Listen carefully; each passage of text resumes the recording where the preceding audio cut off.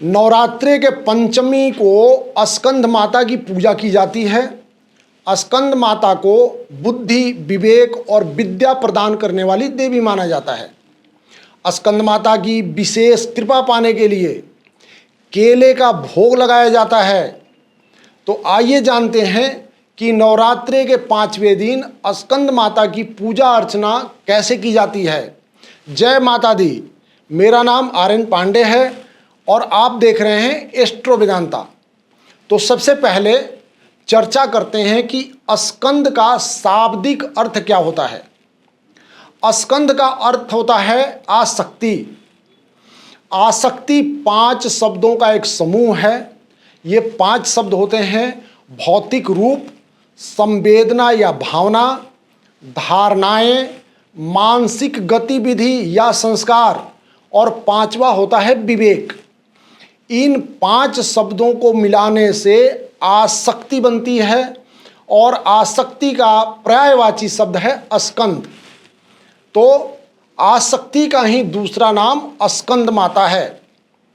यानी किसी भी प्रकार की आसक्ति है उसको पूरा करने के लिए स्कंद माता की आवश्यकता पड़ती है। स्कंद माता के स्वरूप का वर्णन करें तो स्कंद माता कमल के आसन पर विराजमान रहती हैं। इसी कारण इन्हें पद्मासना देवी भी कहा जाता है। इनका वाहन सिंह है। स्कंद माता की 4 भुजाएं हैं और गोद में बालक के रूप में भगवान कार्तिकेय विराजमान होते हैं। माता अपने हाथ में कमल पुष्प धारण करती हैं और कमल आसन पर वर मुद्रा में विराजमान होती हैं। इनका वर्ण पूर्णतः शुभ्र है। शुभ्र अर्थात सफ़ेद है। अब नवरात्र के 5वें दिन माता स्कंद का पूजन का महत्व क्या है उसके बारे में बात करते हैं। तो नवरात्रि के 5वें दिन विधि विधान के साथ स्कंद माता की पूजा की जाती है। स्कंद भगवान कार्तिकेय का भी नाम है, अतः स्कंद का अर्थ भगवान कार्तिकेय की माता से भी लिया जाता है। स्कंद भगवान कार्तिकेय के बाल रूप को माता स्कंद देवी अपने गोद में विराजमान करवाती हैं। इसीलिए स्कंद माता को बुद्धि और विवेक की देवी भी कहा जाता है।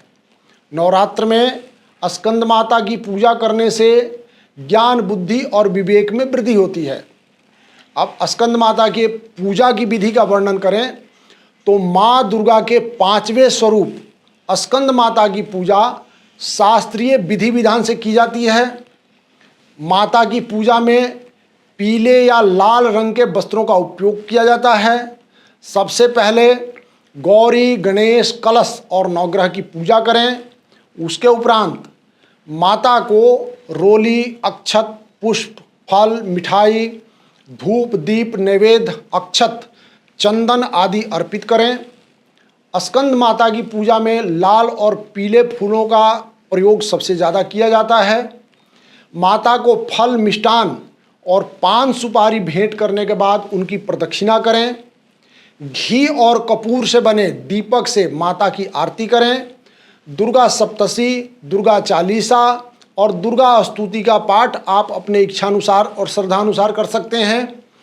पाठ करने के बाद माँ की आरती करें और फल में केला के साथ भोग लगाएं।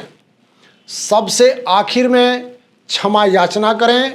इससे माता की असीम अनुकंपा प्राप्त होती है। सच्चे मन से माता का जयकारा लगाएं। स्कंद माता के पूजन में विशेष केले का भोग होता है, अतः माता को भोग लगाते समय मिष्टान के साथ केला अवश्य रखना चाहिए। जय माता दी।